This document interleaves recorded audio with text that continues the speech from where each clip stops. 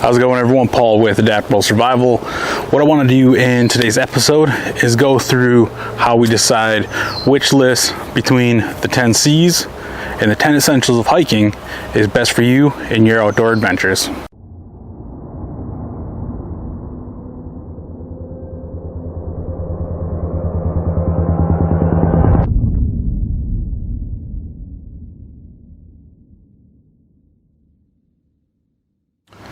Welcome back to the channel, everyone. So in this video today, what I want to discuss is the list of the 10 C's of survival and the 10 essentials of hiking. Now, they both serve different purposes, but also similar purposes. When we go through the list, you'll see a lot of commonalities between both of the lists. So they hit a lot of the same categories, but there are some differentiations between the two that kind of separate them for their intended purposes of their design.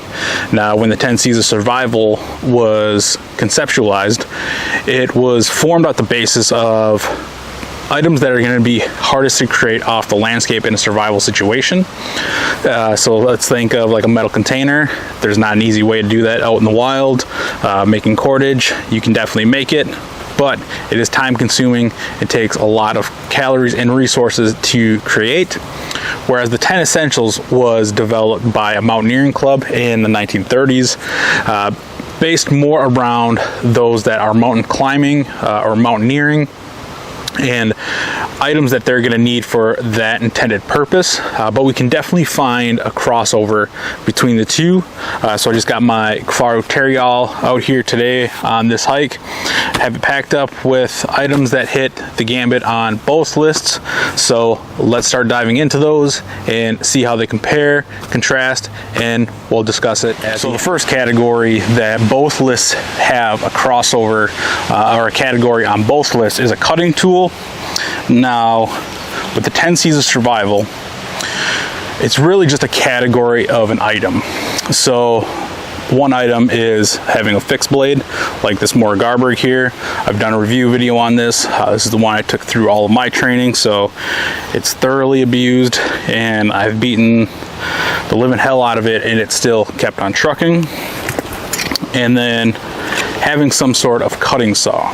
So gives you a good range of cutting tools with that fixed blade in the saw, and then just an SAK or multi-tool, whichever you prefer to carry. I've carried both for a really long time. The Victorinox Huntsman has been my everyday carry really for well over a year now. I've taught survival classes only using that and not even a fixed blade, so it's definitely possible. Now, with the 10 C's, and we'll dive into a future video going over selecting a survival knife or a bushcraft knife, fixed blade knife, however you want to look at that. But having that tool is essential to producing projects or processing resources off the landscape in a survival situation. Now, when we contrast that with the 10 essentials of hiking, now you may not be in a survival situation or intended to be in a survival situation, so you might carry something like an SAK or a multi-tool just because it's more compact, a little bit lighter than a fixed blade, but you're going to want it for miscellaneous tasks around camp, whether that's cutting up food, cutting up cordage, whatever it may be. The fixed blade can definitely do a lot of those things, but it does take up a little bit more space. And one of the main reasons I do like this Huntsman is there is a saw, albeit a small one. There is a saw on there that I can use to process some smaller resources for a fire, or just I need a stick for something. It gives me a lot of resources in a small package. So the next category where we have some more crossover is combustion. Now, I just have a couple of items in this Tough Possum's little organization pouch here. So both lists recommend carrying things to create fire, whether that's called combustion like the 10 C's or simply fire on the 10 Essentials. Now, one of your surefire ways to have flame almost instantly is just your standard Bic lighter. Now you can see on this one, I have some duct tape wrapped around the Bic itself, and we'll come back to that in a little bit. But I also have some fire starters or fire tenders, however you want to categorize it. These pre-made, man-made items that I can bring out with me, so I'm not having to look for resources in an emergency to get that fire going. And then I just have a small Exotac ferro rod. Now you can definitely carry a much more substantial ferro rod, whether that is a 6-inch by 1/2 inch, a 4-inch, a 3-inch, you know, loads of different options out there. You can also supplement this kit with waterproof matches like those from Yuko. Both lists are essentially telling you that you want to carry something that you're for sure going to get a fire if you find yourself in a situation needed to do that, or if you're out on a trip or a day hike, whatever, and you want to get a fire going and you don't want to spend a lot of time finding resources. Now you definitely can do that, because that's definitely going to stretch your resources that you carry out with you for an extended period.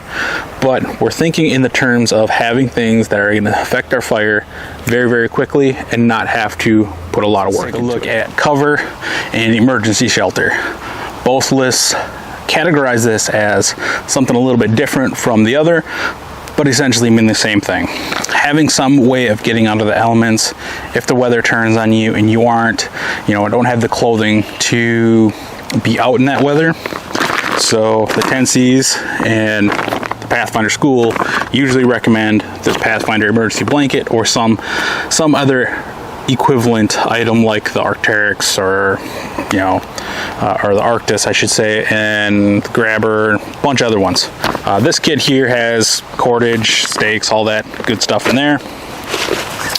And then this other option is Bushcraft Outfitters 5x7 mesh tarp. I also do have another smaller tarp in here, or more of a ground sheet, something to create a little bit of waterproof barrier between me and the ground. Now, with the 10 C's and the 10 Essentials, with me working for REI and me used to work for the Pathfinder School, I'm intimately knowledgeable on both lists because I teach both lists. Now, there's pros and cons to both, and we'll discuss that a little bit later, but I want to highlight that with cover. Now, this tarp, great for an emergency, has a reflective side, all that great stuff. The downside is long-term durability is not going to be there. You keep using this thing over and over and over, it's going to break down pretty quickly on you. Where when I carry an item like an actual tarp, this thing is going to last significantly longer than emergency blanket, because emergency is not even in the name. That's intended for, all right, I'm not using this on a regular basis, I'm using this in an emergency. That's why I choose to carry something like this Bushcraft Outfitters mesh tarp. The other factor, a reason why I carry this, is the form factor. Do I want to haul around this in my pack taking up more space than I really need, or do I want to carry this, which is half the size, gives me 2 tarps and carries everything I need? Loads of different options out there when it comes to gear. I always tell students there's no right or wrong answers to the gear that you carry. It's just what you're willing to carry and how far you're willing to carry that. The next commonality that we have between both of these lists are container or extra water. Now, they both define these a little bit differently, but essentially having some way to carry and collect clean, drinkable water. Now, tried and true is stainless steel cup and bottle. And I've used these, I don't know, hundreds of times. Have the lid for the cup in my pack. Now, you don't need to have stainless steel. You could have titanium. If you happen to have an aluminum bottle, an anodized aluminum bottle. We'll discuss metals when it comes to containers down the road. But some sort of metal container is a way to boil water. We can use this to make char material. Loads of different options. A way to collect clean drinkable water is with the Grail. Now this is the GeoPress. I've used this, hell, I don't even know how many times. Switched out the filters multiple times already with these. And that's kind of one of the inherent downsides with the Grail, is doesn't have a long filter life. But for what it does for you, I mean, what convinced me was when I was in Florida for one of my survival courses. The hotel I stayed at had highly chlorinated water. I mean, it was damn near out of the pool. I put it through the Grail. You couldn't even tell it was the same water. Since then, I've sworn by these, but I do explore other options, which we'll see down the road. And now with water storage or extra water, sometimes if we are caught out for a night, maybe two, we want a way of storing the water that we collect, so we're not constantly going back and forth to collect water with 2 different bottles. That burns up calories. That's kind of unnecessary. So one thing I like to carry with me is this Hydro Pack 2-liter Seeker. I also have a 4-liter. Just depends on what I'm carrying, kind of what I'm planning to do for the day. But having this nice small form factor allows me to carry an extra 2 liters of water, plus the extra, let's say, 1.5 liters with the water bottle in the Grail, sitting at about 3.5 liters of water. I go through that twice in one day. I'm more than well hydrated for anything that I'm doing. So let's take a look at candling devices, or simply put, a headlamp. Now, loads of different options on the market, and essentially what both lists are getting at is having some way to illuminate, whether you're in camp or you're navigating at night for whatever reason. Lately I've been using this Peaks equipment. I believe that's Peaks, their headlamp. I think it's a Backcountry Duo. This has 1,000 lumens for its brightest setting, and that can be run for, I believe, 6 to 8 hours. Now, I haven't run it obviously for 6 to 8 hours, but so far, since I've been using this since the end of November, beginning of November actually, I've really liked the output. Has multiple settings, and then you see you have red there as well. Different settings at each level as well. Now, with that being said, you want to have extra batteries with your headlamp, lantern, whatever candling or lighting device that you're carrying. So I have a couple of spare 18650s for this specific headlamp. So I have 3, which will carry free for most situations that I find myself in outdoors. Inherent downside of carrying those kind of batteries, they're not easily replaceable if I damage them or lose them. So that's something to consider when you're choosing a headlamp. And typically what I tell people is to go with a AA, AAA battery operated headlamp, because you can find those anywhere. You can go to a Dollar Tree and buy a million of them for $10. So having those is extremely important, whether you're in a survival situation, mountaineering, hiking, whatever. Having that way to illuminate whatever you're doing is extremely important when it comes to the outdoors. All right, so let's talk navigation, or simply put, a compass. Both lists talk about this category essentially in the same way. At a bare minimum, have a compass like I have here right now, but you can also carry a map if you are comfortable using a map and compass to navigate. Now, with the advancements in technology, there's loads and loads of options, and we can dive into that in a later video. But having a map and compass and learning how to use those tools are extremely important when it comes to the outdoors. It helps you find a direction that you want to go, helps you follow a path that you want to go, helps you get out of an area if you do find yourself lost. One thing I've always preached to students of mine that I've had through the years is telling them the most important survival skill, in my own personal opinion, outside of medical training, is navigation. Because if you know how to navigate and know how to know where you're at, you can never be lost. And if you're physically fit enough, and I'm not saying be, benching 500 pounds or anything crazy or running marathons, but having an above level of fitness, most areas that you find yourself in, you can walk your way out of, unless you are like in some serious backcountry. Then obviously there's going to be some limitations to that, but we're talking more in a broader sense. when I come out with my own version of this list of gear that I kind of follow when I pack for my trips, and kind of what I usually teach in my own classes, I'll go over the different options that I consider for navigation and having, you know, multiple options of getting that. I'll get to a point in the lists where we start seeing some differentiations. So on the 10Cs, one category you'll see is one called cotton. Now, loads of different options you carry: bandanas, shamogs, sniper veils. I have a 2X orange t-shirt here. This is just not a sleeping bag, pillowcase, like an extra long pillowcase. It has a zippered top on it, so I could use this to store miscellaneous items if I needed to. But the key factor is it's 100% cotton, because a couple of things that these are going to do for you.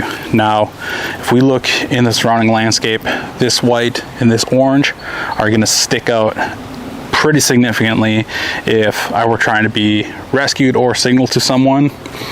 But I can also use some of this material to create char cloth to have my next fire, you know, so I'm not burning up all the resources in my pack. I can throw chunks of this into my nesting cup and water bottle, put those over the fire once I get a fire going, and now I have a renewable resource to start continuous fires. You can also use these for pre-filters, so to extend the life of our grail. So loads of different options to signal for rescue, fire resources, and to procure water. For the 10 essentials, an item that you don't necessarily find on the 10Cs, you find ways to improvise items in this kit, and that is a first aid kit. Now, I've done a video on this and kind of what I carry in here. I don't take a lot of boo-boo kit type items, band-aids, things like that. You know, I've tried to make my first aid kits more based around trauma, since typically I'm working with bladed tools, or I am carrying. So I want to have resources available that are going to address those needs first time, every time. I'm not going to waste my time improvising some or stop-gapping some when I can easily carry a Cat 7 tourniquet in my back pocket or a soft T tourniquet in my back pocket. See a lot of times people have these huge packs and have like little to no medical equipment. Now, I'm not saying to have a full-blown surgeon's kit, because I'm not one to believe that you should be carrying a suture kit unless you have the proper training to use such an item. But having ways of addressing heavy bleeding or gunshot wounds or whatever that may be happening when you're outdoors is extremely vital. Don't bank your life or someone else's life on improvisation. Just carry the damn kit that's going to save your life on the first go every time. And also, get out there and get some medical training. Stop the Bleed is a free course. You can look it up on their site, find something local to you, take a first aid CPR class, go up to wilderness first aid, or even a woofer or wilderness first responders course if you're so inclined. All of these things are going to work towards better preparing you to address medical situations when you're outdoors or in everyday life. All right, so let's take a look at cordage, which shows up on the 10Cs, not so much on the 10 essentials. Now, in this Tough Possibles pouch here, I just have a full cordage kit. Basically, this is part of my shelter kit. I have my Ridgeline guile lines, and then I have just a random hank of number 36 bank line in here, and I think I have an extra hank of paracord. But like I said earlier in the video, you can definitely make cordage off of the landscape, but it's very resource heavy in terms of you have to collect a lot to make a lot, and it's going to burn up valuable calories in a survival situation. So just ensuring that you have that in your kit alleviates some of that excess burn that you really don't have to do as long as you have these pieces and parts in your kit. Now, the 10 essentials of hiking don't necessarily speak to have cordage, but that's found in part of the emergency shelter, as well as when they talk about having gear repair items. They don't put that as a particular category, then mention it in a couple of other categories on their entire list. The category that shows up on the 10 essentials of hiking, but not the 10 C's, is skin protection. If I get this to come in here, and I just have a small tube of this kid's sunscreen. I think I bought a bunch of these on clearance a while back, but admittedly, I personally don't use sunscreen a whole lot. Being that as I'm Native American, once I get a tan, I pretty much don't sunburn for the rest of the year, and sometimes my tan will even carry through from 1 year all the way through winter till the next year. But having sun protection is critical, especially once you get in really, really high elevations, when you're really a lot closer to the sun, as I almost dropped the sunscreen. Having clothing that has UV protection, as well as a hat or some sort of sunglasses, things like that, are all going to help preserve your bodily functions or your body from being, sunburnt if you're susceptible to that. Your eyes, so you don't get like snow blindness in the winter. If you're looking a lot into the sun, obviously that's going to cause you some issues. Or if you're lacking in the hair department and you're up there climbing, you can burn the top of your melon. So having those options to protect yourself from the elements, because the sun is an element essentially because it's something outside of our control, and if we're out exposed to it long enough, we are going to have some negative consequences. So to highlight that, obviously just have the sunscreen here, but admittedly I don't use it.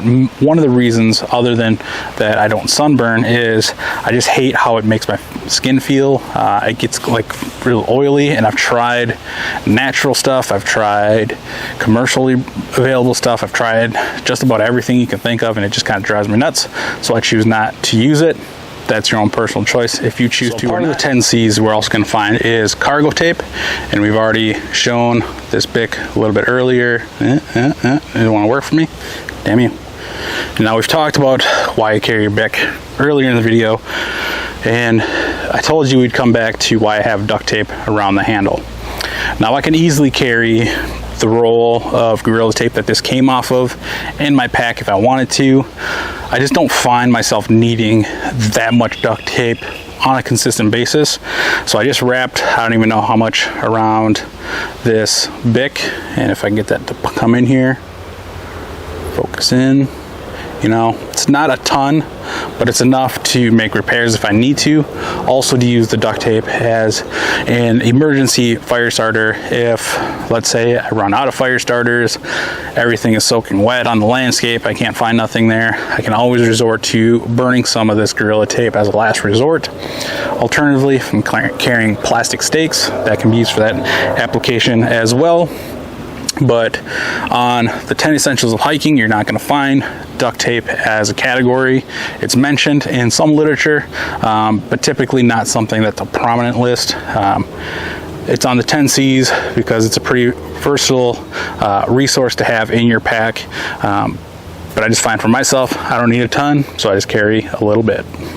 So a category that's on the 10 essentials of hiking that you don't find on the 10 C's, but on the 10 C's is more of implied undercover, is extra clothing. Now I just have two forms of insulation here. I have an REI, I think it's a flash hybrid hoodie or hybrid flash hoodie, one of the two. And then I have my Hill People Gear Mountain Serape. Alternatively, you could carry a Swagman roll. Works just the same. A few different caveats there, and I went through that in a different video. But having extra clothing is a good idea, especially if you're venturing out just for the day. Having an extra insulating layer and at least a rain jacket can help you mitigate, that changes in the environment, in the weather, that can drastically impact the human body.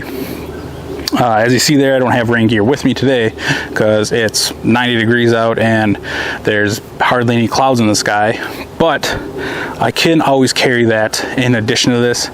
Now, you can carry a poncho because that's going to double as an emergency shelter, as a tarp if you need it to. But I find myself carrying more of a rain jacket just because I've used ponchos and it's kind of been hit or miss with some of them. And we'll just go through that in another video. And that's all just personal choice. Like I said earlier, when it comes to gear, there's no right or wrong answers. It's just what you're just what you're willing to pay for and what you're willing to carry for whatever you're doing. Another item we're going to find on the 10Cs that's not necessarily on the 10 essentials of hiking is just a canvas sail needle. Now, all that really is just a heavy gauge needle to pierce through leather. And as we can see on the back of the sheath, I've carried this on here probably going on close to 5 years, if not a little bit longer than that. Basically, ever since I've gotten this knife, I've put it on there and just kind of forgetting about it. As you can see, that tape is just kind of all tore up. But a needle can be extremely useful because we can use it to, pop a blister if we need to make a repair. You can even improvise a compass with a magnetized needle. Now, a lot of different options. One great product, and I can't find mine at the moment, but Exotech makes the rip spool. It has, a line on it. It has duct tape on it, and it has a heavy gauge needle inside of it. Great item that packs down probably this big or so. I need to find mine, put it back in my kit, but that's an option that you can carry that's extremely compact but gives you loads of different options. And the canvas needle, admittedly, I haven't used this, hell, I don't even think ever, in anything that I've done with my courses and with the training I've done on my own. So it's a nice option to have that you just set it and kind of forget it and bust it out whenever you need it. Time for the last item on the 10 essentials of hiking, and that is extra food. Now, as you can see here, I have 2 Mountain House Pro Packs, and I have these NRG 5 food ration bars, or emergency food ration, I should say. These are just like those biscuits, ton of different places sell them, the Coast Guard biscuits. Got a ton of calories in a small package. Now, I like those Mountain House Pro Packs better than their regular meals because these ones have more protein and packed down significantly smaller. You can actually find those meals in the winter version of MREs. Having extra food in your pack it can be a game changer for you. Now, you can go a long time without eating, without having food, and physically you could probably get by. But where you're really going to see a significant impact when the lack of food is there, and also lack of hydration, is your mental capabilities, as the damn fly is driving me nuts. Without those things on a regular basis, you're going to see diminishing returns in your mental factor. Now, you might not be able to process things as quickly. You might be confused a little bit easier. Everything is just going to become harder. I've always told students the physical aspect of classes you can train for, it's the mental aspect is what's really going to kick your ass at the end of the day. Throughout my courses, I wasn't the most fit person, but I was trained in a way that helped me deal with the physical stress of the course and of the situation, which helped me just focus all my energy on the mental game. The mental game is going to take you out of any situation that you find yourself in, whether survival, hiking, everyday life, before the physical is going to. So having that food can really work as a way of boosting morale. If it's something simple as candies, I've used that in courses as a reward for teams that finish first at an exercise. Just giving them a small packet of candy, it completely changes their moods, and that just goes to show you the power food can have when we're depleted, when we're down and out, when we're struggling in those high stress situations. Damn flying. A look at the 10 C's of survival and the 10 essentials of hiking. I hope this video wasn't super long, but I want to try to cover each topic in as depth as possible without going down a rabbit hole. I am trying out a new mic, so let me know how this video sounds. But this idea has been brewing around in my head. Like I said, I've worked for the Pathfinder School and I work for REI, so I know both lists very, very well. The Prepared Wanderer actually just did a couple of videos on this same topic, which was just kind of funny timing because I've been kind of doing this around as I'm getting more classes with REI going, and I'm teaching a lot more of survival stuff in those courses. But I wanted to highlight the differences the similarities and kind of see how we can pick through those to determine what's the best gear for us to carry. As you can see from the thumbnail, and I'll cut in a photo here, that's a lot of stuff to carry around for a day hike. That Kifaru Terrial that I'm carrying it in, that's about a 45-50 liter pack. Like I stated, I will be going through a video of my own list that I've compiled between these two and got rid of some things, brought in some things, and kind of the gear that I go to as my essential gear for any time I'm heading outdoors. My stuff is going to kind of vary since I do bring a lot of camera equipment with me, lenses, batteries, things like that. So outside of those, I'll go through all the other gear that I carry.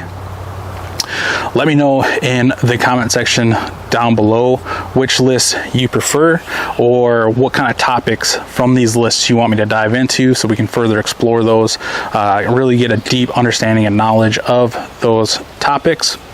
As always, I greatly appreciate all the support. I know of taking a little bit of a hiatus from social media and posting online, but getting back into the swing of things here. Great weather outside, time to get outside, do some camping, do some training, do some learning. As always, don't forget to like, comment, and share. That gets more eyes on the channel, helps bring people into our community that we're building here, helps bring their knowledge in so we can grow together and learn together. As always, this has been Paul with Adaptable Survival. Adapt your mind, your body, and your gear.